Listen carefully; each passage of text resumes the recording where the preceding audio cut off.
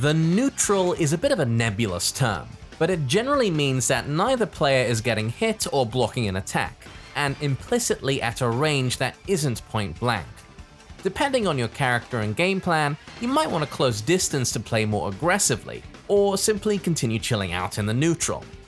In Japan, there's a concept called the Sansukumi, which is a way of codifying and simplifying decisions in the neutral to a rock, paper, scissors dynamic.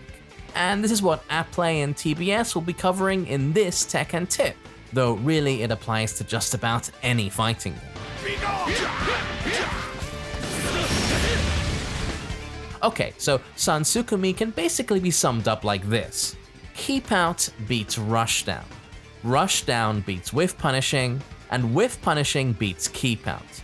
Let's unpack each of these individually. Keep Out, as the name implies, is about staying outside the opponent's effective range, forcing them to come to you, and then intercepting their approach. This is generally done preemptively, not reactively, so it's important to have a move that recovers quickly on whiff and doesn't move you forward so that the opponent can't punish you easily. In Tekken, good examples of this are magic fours, generic down forward 2 uppercuts, or just a big old boot to the crotch. The latter generally have slower whiff recovery, but make up for it with range. Keep Out can be frustrating to deal with, so what you need to do is bait out the preemptive Keep Out move with movement, and then reactively whiff punish. One of the best ways to achieve this in Tekken is through dash blocking. Dash in just outside the opponent's Keep Out range to bait out their move, then dash out to make it whiff, then hit them with your fastest, most damaging whiff punisher. Though the emphasis here has to be on fastest. A common mistake new players make is to try and whiff punish everything with launchers. Take what you can get. Experienced defensive players will also try to take advantage of your twitch reactions and bait you into overextending by throwing out moves like jabs that are basically impossible to reactively punish. So remember to stay calm, composed, and only strike once you have a solid read on the opponent's tendencies. Effective whiff punishing, and indeed most advanced play, lies in a subtle middle ground between reactions and reads.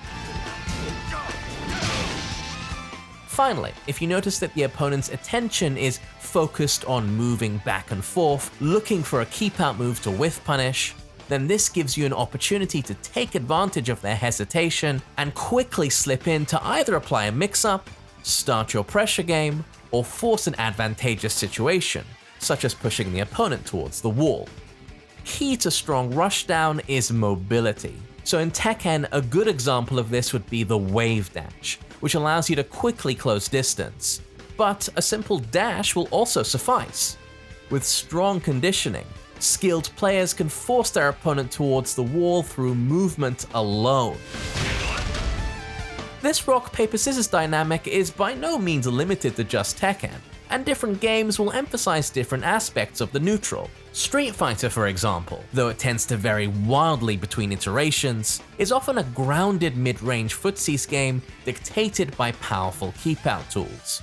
Air dashes, on the other hand, enable their oppressive offense through their wealth of fast approach options, though these are often counterbalanced by equally powerful zoning options.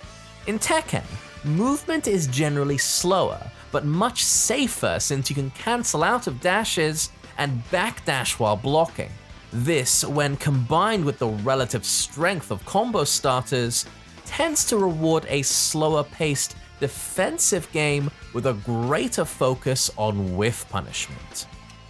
Mortal Kombat 11 or Grand Blue favor more defensive play, while Mortal Kombat X or Guilty Gear favor offense.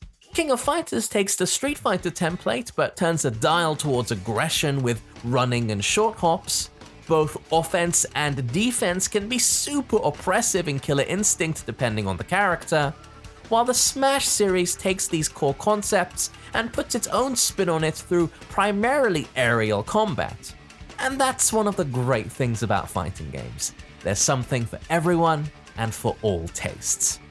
We hope you enjoyed this episode of Tekken Tips, and we'll catch you on the next one.